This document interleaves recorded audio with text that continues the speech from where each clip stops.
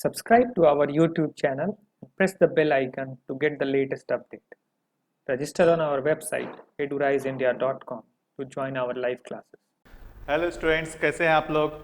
My name is Ravikant Mani and I completed my BTech from IIT Kanpur and my all India rank was 592 in IIT JEE 2006. मैं आप लोगों को Newton's laws of motion पढ़ा रहा हूँ। Newton's laws of motion में अभी तक हम लोगों ने उसके बहुत सारे कंसेप्ट सीखे और अब लास्ट 2 लेक्चर से हम लोग उसके बहुत सारे एप्लीकेशन देख रहे हैं। उसी एप्लीकेशन को हम लोग और आगे बढ़ाते हैं और किस डिफरेंट तरीके के प्रॉब्लम्स में कैसे इस कंसेप्ट को यूज़ करते हैं उसको भी समझने की कोशिश करते हैं। सो स्टूडेंट्स आगे बढ़ते हैं और हम क्वेश्चन लेते हैं। ये एक सिंपल सा क्वेश्चन है न्यूटन्स लॉज ऑफ मोशन का, जिसको आप देख सकते हैं कि एक पुली है और उस पुली के साथ आपके 2 मास कनेक्टेड हैं m1 एंड m2 और आपको दिया हुआ है कि as a mass m2 more than the mass of m1, so it is given m2 is greater than m1, so obviously ये मेरा इधर नीचे की ओर आएगा, इसका एक्सेलरेशन नीचे की ओर होगा और इसका एक्सेलरेशन ऊपर की ओर होगा, राइट? क्योंकि m2 हमारे को m1 से ज़्यादा दिया हुआ है, सो हमारे को निकालना क्या क्या है? Find the acceleration of blocks and the tension in the string. So students एक चीज़ हमारे को समझने की ज़रूरत है कि ये जो पुली है वो फ्रिक्शनलेस है। हम लोग ने एज्यूम किया है, इसमें नहीं दिया हुआ है लेकिन हम लोग एज्यूम कर रहे हैं। Our assumption is pulley is ideal, pulley is ideal and string is massless. ये दोनों ही हमारा एजम्पशन है।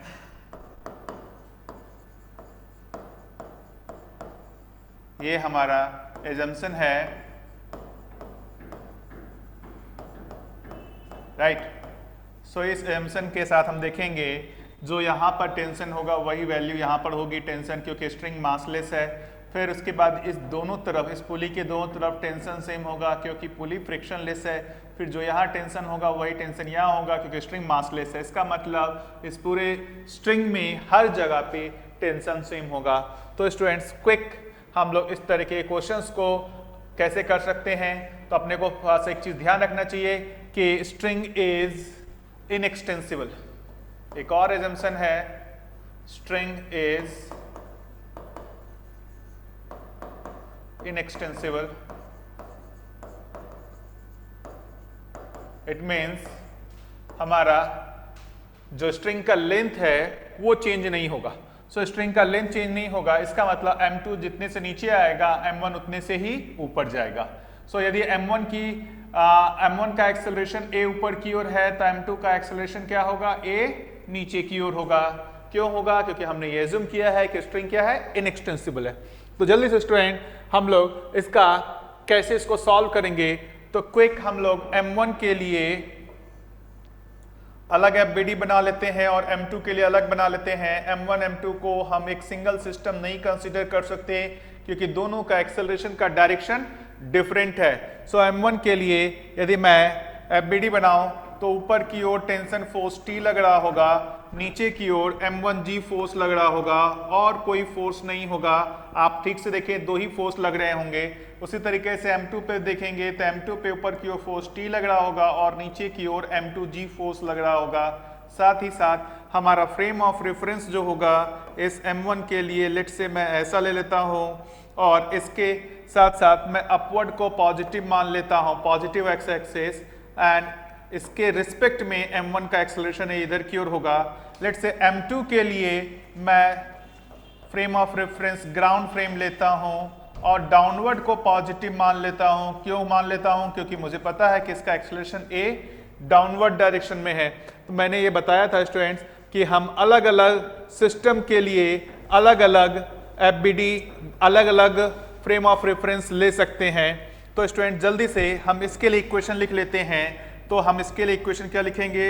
T minus m1g is equals to m1a. This is my first equation. उसी तरीके से मैं यदि इसके लिए इक्वेशन लिखूंगा तो इसके लिए हमारा इक्वेशन क्या होना चाहिए, डाउनवर्ड को पॉजिटिव लिया है तो m2g पॉजिटिव होगा और t निगेटिव होगा तो m2g minus T equals to m2a। Now इन दोनों इक्वेशन को हम लोग ऐड करेंगे तो हमारा टेंशन कैंसिल हो जाएगा। तो इस दोनों को ऐड करेंगे तो स्टूडेंट्स हमारा इक्वेशन क्या आ जाएगा, हमारा इक्वेशन आ जाएगा m2g minus m1g is equals to m1 plus m2 into a। So यहाँ से हमारा एक्सेलरेशन आ जाएगा m2 minus m1 into g divided by m1 plus m2। So student इसको कैसे हम लोग आसानी से याद रखेंगे ये भी मैं अभी बताऊंगा आपको कि ये हमारा एक्सेलरेशन जो है बिना ये सारा कुछ किए हुए डायरेक्टली इस आंसर पे हम लोग कैसे आ सकते थे। सो ये तो पहले एक चीज हमने देखा, एक्सेलरेशन ये आ गया। इस एक्सेलरेशन की वैल्यू हम किसी भी इक्वेशन में रख देंगे तो हमारा t का वैल्यू आ जाएगा। हमारा t का वैल्यू क्या आएगा, t का वैल्यू आएगा t equals to m1g plus m1a। So t equals to m1g plus m1 into a। So a देखेंगे क्या है, m2 minus m1 into g divided by m1 plus m2। और यदि आप इसको सॉल्व करेंगे तो आपका m1 स्क्वायर g वो कैंसिल हो जाएगा, m1 m2 g आएगा और यहाँ से भी।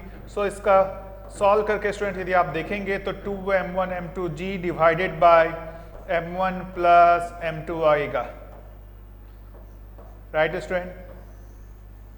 सो ये दोनों वैल्यू हमारी निकल गई, हमारा एक्सेलरेशन भी निकल गया और टेंशन भी निकल गया। तो ये हमने एक मेथड से किया है। This is my method 1, you can think this as a method 1। अब हम लोग इसको एक डिफरेंट मेथड से और क्विक कैसे सॉल्व कर सकते हैं उसको भी समझने की कोशिश करते हैं कि एक दूसरे मेथड से इसको इजीली कैसे सॉल्व किया जा सकता है।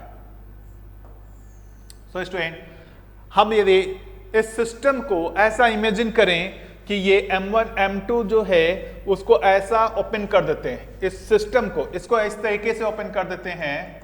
ऐसा m1 को कर दिया मैंने और इस तरीके से m2 को कर दिया मैंने ओपन, और मैंने ये m2g जो डाउनवर्ड लग रहा था वो फोर्स इधर लगा देता हूं, m1g जो डाउनवर्ड फोर्स लग रहा था उसको इधर लगा देता हूं। तो इससे हमारा सिस्टम देखेंगे तो कैसा हो जाएगा। मेथड 2 में आप देखेंगे तो ये m1 है, इस पे फोर्स इधर की ओर लग रहा होगा m1g, और ये m2 है, इस m2 पे जो फोर्स लग रहा होगा इधर की ओर m2g लग रहा होगा ना। अब यदि सिस्टम कुछ इस तरीके से रहेगा तो दोनों का एक्सेलरेशन सेम डायरेक्शन में होगा, इधर की ओर। क्यों इधर की ओर होगा, क्योंकि m2g की वैल्यू m1 से ज्यादा है। तो स्टूडेंट्स यहाँ पर डायरेक्टली हम लोग इसको सॉल्व कर सकते हैं और आंसर निकाल सकते हैं कि एक्सेलरेशन होगा m2 minus m1 into g divided by total मास, क्योंकि इस तरह के क्वेश्चंस हम लोग पहले सॉल्व कर चुके हैं। क्या देखिए वही आंसर पर हम लोग आए हैं, देखिए डायरेक्टली हमने वो आंसर लिख दिया, a equals to m2 minus m1 g upon m1 plus m2। So this is the faster method than this method जिससे हमने इसको सॉल्व किया था, दोनों का अलग अलग एबीडी बनाया था। सो कई जगह बुक्स में आप देखेंगे तो इसमें लिखा होता है नेट पुलिंग फोर्स। m1g इधर की ओर इसको मतलब नीचे पुल कर रहा है और m2g नीचे की ओर पुल कर रहा है। सो दोनों पुलिंग फोर्स को देखेंगे तो एक इधर और एक नीचे की ओर, m2g minus m1g divide by m1 plus m2 कहते हैं। सो मैं उसको दूसरे तरीके से बोल रहा हूं कि मैं सिस्टम को इस तरीके से इमेजिन कर रहा हूं कि जहां पे फोर्सेस भी जो इस डायरेक्शन से लग रहे हैं, इस सिस्टम को ऐसा ओपन करने से फोर्सेस भी इस तरीके से लगने लगते हैं और उसके बाद उसको हम लोग सॉल्व कर लेते हैं। एक्सेलरेशन निकल गया। अब किसी एक के लिए इक्वेशन आप लिख करके टेंशन की वैल्यू निकाल सकते हैं। सो स्टूडेंट्स हम लोग जो भी अब आगे क्वेश्चन सॉल्व करेंगे उसमें ट्राई करेंगे कि कितनी आसानी से हम लोग डायरेक्टली आंसर तक पहुंच सकते हैं। होपफुली आप लोगों को समझ में आया होगा स्टूडेंट्स। सो हम लोग इस सेकेंड मेथड को इसको और आगे के क्वेश्चंस में अप्लाई करके देखते हैं क्या आसानी से हम आंसर तक पहुंच पाते हैं या नहीं पहुंच पाते हैं।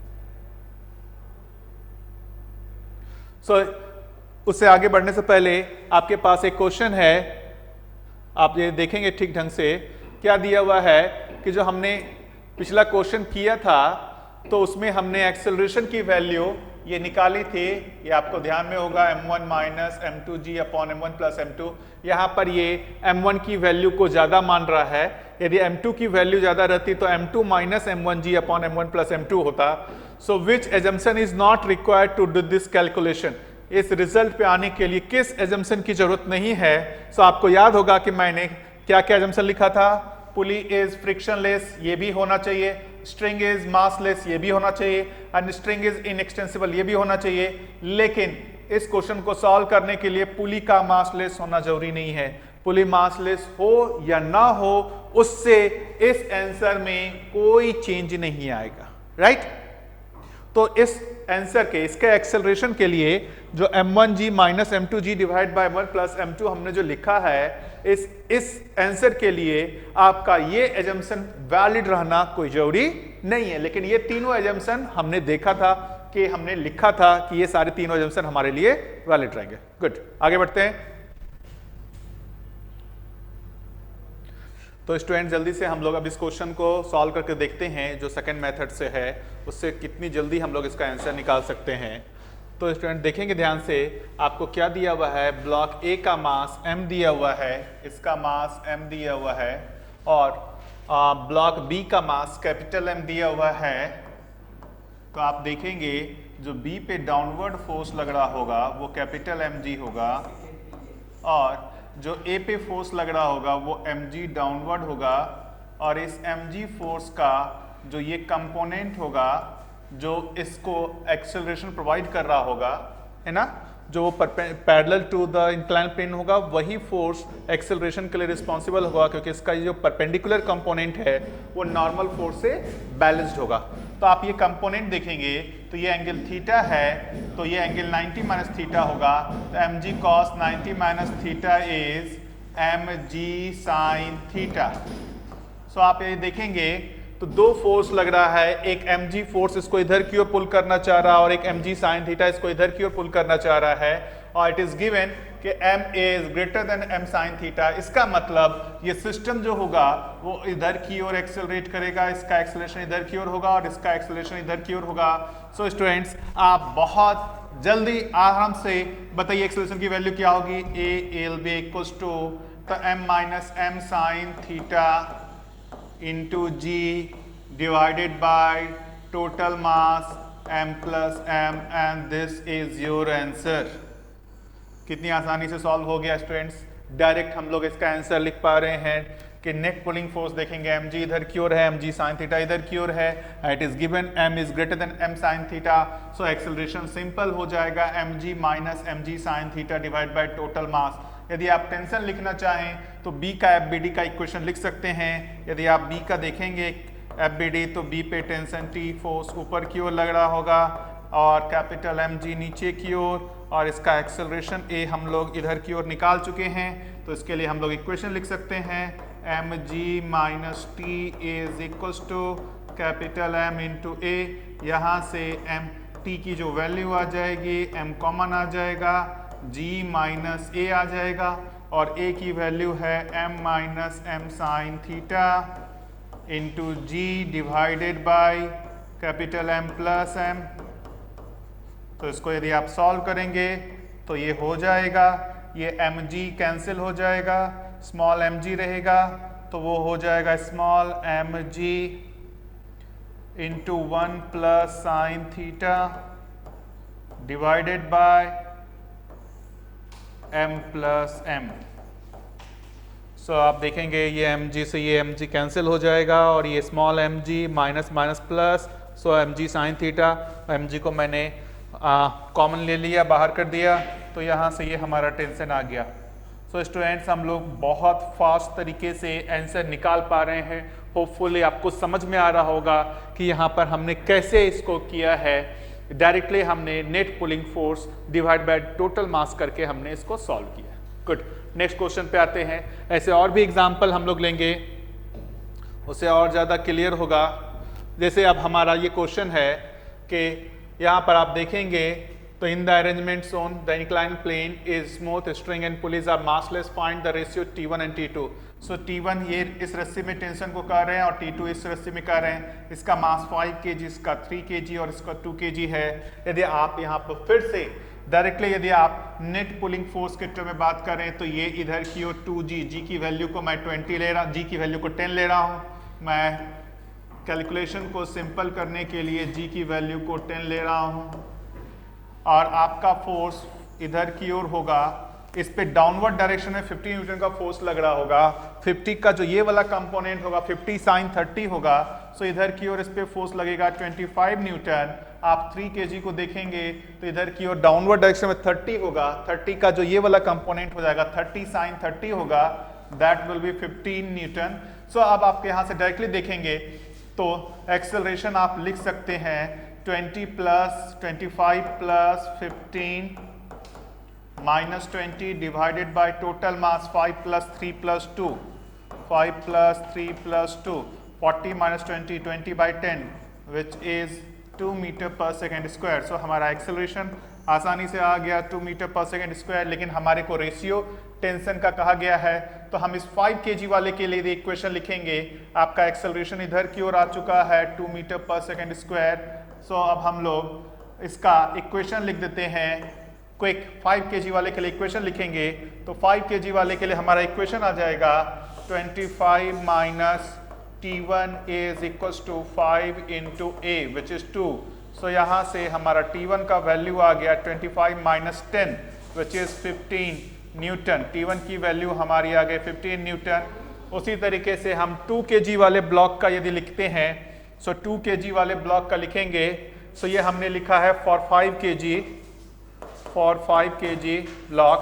ना फॉर 2 kg ब्लॉक यदि हम लिखें, सो फॉर 2 kg ब्लॉक आपका फोर्स T2 ऊपर की ओर लग रहा है, T2 minus 20 is equals to 2 into A is 2।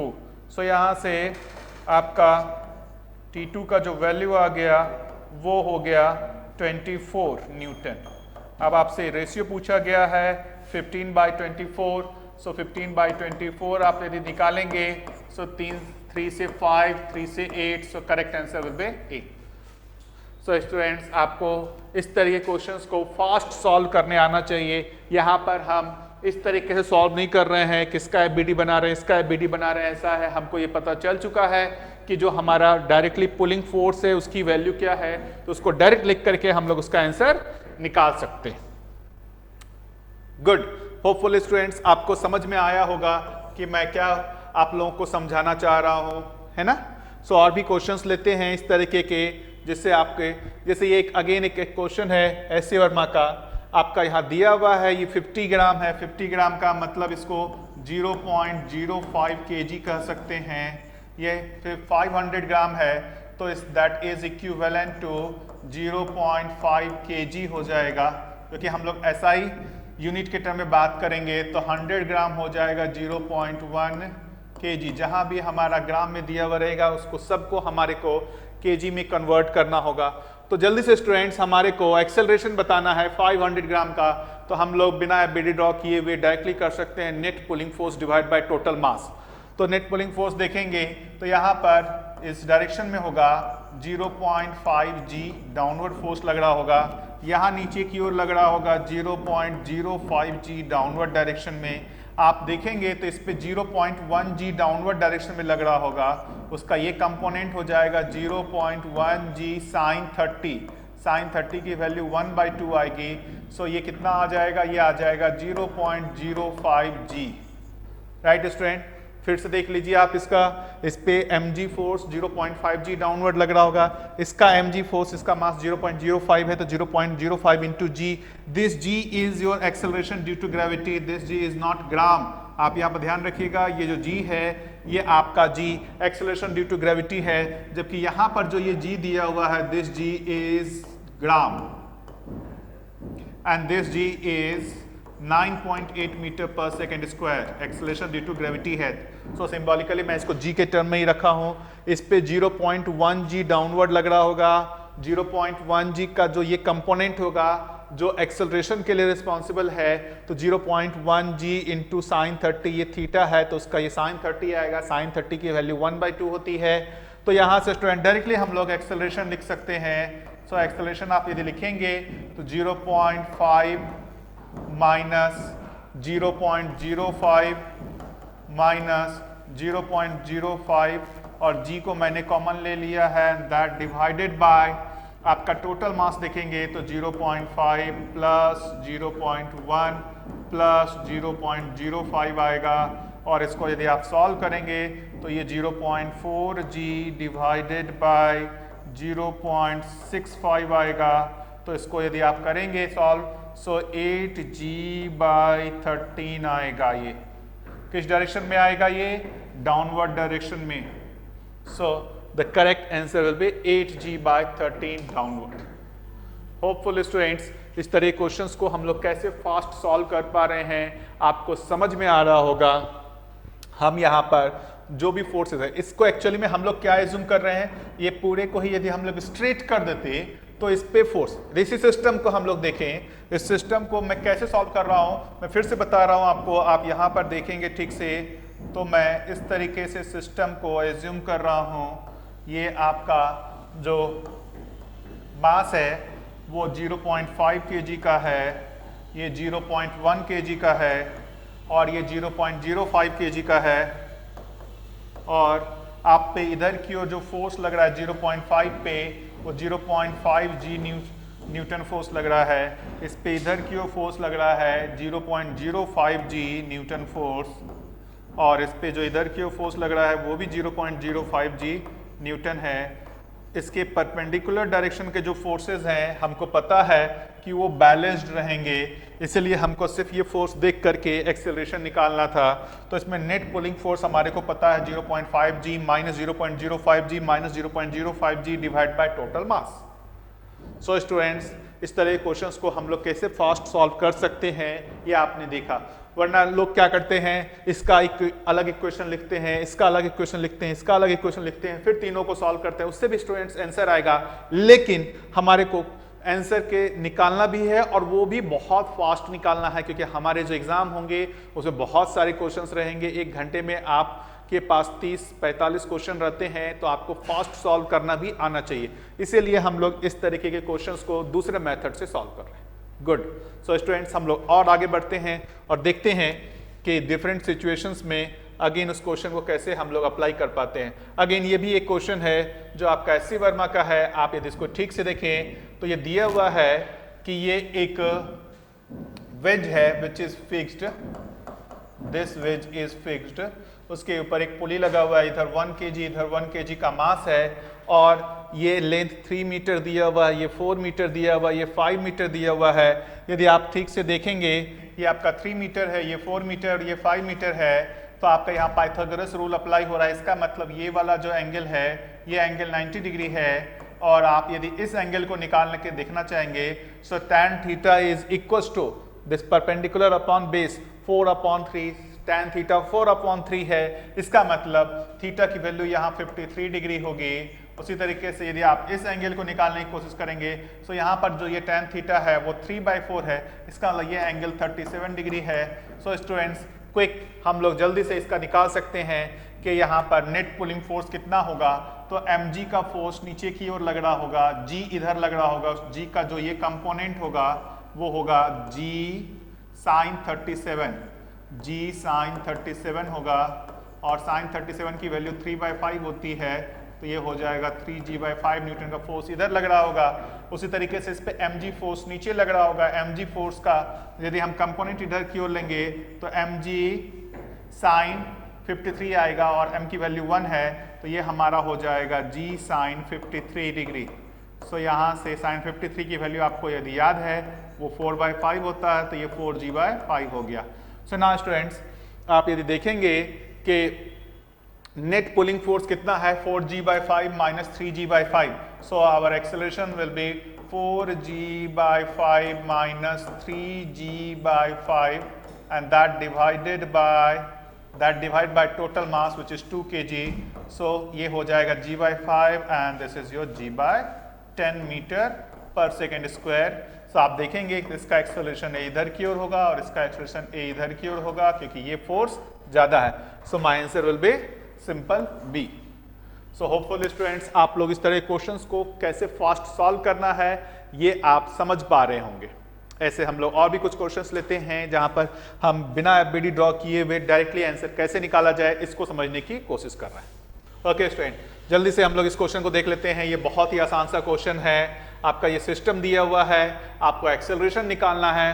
What is the acceleration with which the system is moving taking g equals to 10 metre per second square. आप बिल्कुल आसानी से इसको सॉल्व कर सकते हैं। यहाँ पर आप देखेंगे तो इधर 30 न्यूटन का फोर्स लग रहा होगा, इधर 10 न्यूटन का फोर्स लग रहा होगा। और स्टूडेंट्स यहाँ ध्यान रखना है ये हॉरिजॉन्टल पे रखा हुआ है तो यहाँ पर कोई भी पुलिंग फोर्स नहीं वर्क कर रहा होगा क्योंकि ये जो वर्टिकल डायरेक्शन में फोर्स है उसका कोई भी कंपोनेंट स्ट्रिंग की डायरेक्शन में नहीं है। तो यहाँ पर देखेंगे तो डायरेक्टली आपका एक्सेलरेशन क्या निकल जाएगा, net pulling force is 30 minus 10 and that divided by, ये तीनों ही एक्सेलरेट कर रहे होंगे। इसका एक्सेलरेशन ए इधर की ओर होगा, इसका एक्सेलरेशन ए इधर की ओर होगा, इसका एक्सेलरेशन ए इधर की ओर होगा। So net mass will be 3 + 6 + 1, सो ये हो जाएगा 10 और ऊपर हो जाएगा 20, 20 by 10 is 2 metre per second square. सो इस तरीके के एक्सेलरेशन डायरेक्टली हमारा सी आ जाएगा। सो होपफुल स्टूडेंट्स आप लोग जो है समझ पा रहे होंगे कि इस तरह क्वेश्चंस को हम लोग कैसे फास्ट सॉल्व करते हैं, ये आपको समझ में आना चाहिए क्योंकि इस तरह क्वेश्चंस यदि आपके एग्जाम में आते हैं तो आपको बहुत जल्दी सॉल्व करना होगा। यदि आप सारे एफबीडी बनाने लग गए तब तो आपका टाइम वेस्ट हो जाएगा। गुड। सो नेक्स्ट क्वेश्चन पे आते हैं स्टूडेंट। अगेन इस क्वेश्चन पे हम लोग बाद में आएंगे, फिर से हम लोग इस क्वेश्चन को देखते हैं कि जो क्वेश्चन दिया हुआ है आप जल्दी से इसको पढ़ लीजिए। यहाँ दिया हुआ है 2 blocks each having mass m, दोनों का मास m है, rest on a frictionless surface as on in the figure. If the pulley are light and the frictionless and m on the incline is allowed to move down then the tension in the string will be। so student जल्दी से यहाँ पर आप यदि देखेंगे कि एक single string से कनेक्टेड है तो ये जितने लेंथ से नीचे आएगा ये उतने लेंथ से ही इधर की ओर आएगा। तो यदि इसका एक्सेलरेशन ए इधर की ओर है तो इसका भी एक्सेलरेशन ए इधर की ओर ही होगा। सो आप यहाँ पर यदि डायरेक्ट पुलिंग फोर्स की बात करेंगे ये फिक्स है, ये mg का जो ये कंपोनेंट होगा mg का कंपोनेंट हो जाएगा mg sin थीटा, राइट, क्योंकि इसके जो ये कंपोनेंट है वो तो बैलेंस्ड होंगे। और इस mg का स्ट्रिंग की डायरेक्शन में कोई कंपोनेंट नहीं है तो यहां पर देखेंगे इफेक्टिवली नेट पुलिंग फोर्स क्या होगा, mg sin थीटा ही होगा। स्टूडेंट्स नेट पुलिंग फोर्स आप देखेंगे तो mg sin थीटा है। सो आप डायरेक्टली आंसर लिख सकते हैं कि the answer will B mg sin theta that divided by m plus m which is 2m। So my answer will B g sin theta by 2। सो हम लोग इस तरह के क्वेश्चंस को हम लोग कितना फास्ट सॉल्व कर सकते हैं। अच्छा, आपसे टेंशन पूछा गया, the tension in the string. तो आप यदि इसका देखेंगे, इस मास m का एफबीडी बनाएंगे तो इस मास m का एफबीडी क्या होगा, T = m × a होगा और a की value g sin theta by 2 आई है। सो टेंशन की value directly mg sin theta by 2 होगी। So correct answer will be C. So hopeful students इस तरह के क्वेश्चंस को आप लोग कैसे फास्ट सॉल्व करना है समझ पा रहे होंगे, है ना। तो आज का लेक्चर स्टूडेंट्स हम लोग इसी पर देते हैं। हम लोगों ने जो आपको असाइनमेंट्स दिया हुआ है ऑलरेडी आप देखेंगे तो प्रीवियस लेक्चर में आपको असाइनमेंट दिया गया है, उस तरीके के क्वेश्चंस को आप लोग फिर से ट्राई कीजिए और उसमें यदि कोई दिक्कत होता है तो आप हमारे से लाइव क्लास में आकर के डाउट पूछ सकते हैं स्टूडेंट। सो आज के लिए ही इतना ही रहने देते हैं और प्लीज़ हमारे इस यूट्यूब चैनल को ज़्यादा से ज़्यादा लाइक करें, शेयर करें, सब्सक्राइब करें। Okay students, we will meet again in next lecture. Thank you. Subscribe to our YouTube channel and press the bell icon to get the latest update. Register on our website eduraisindia.com to join our live classes.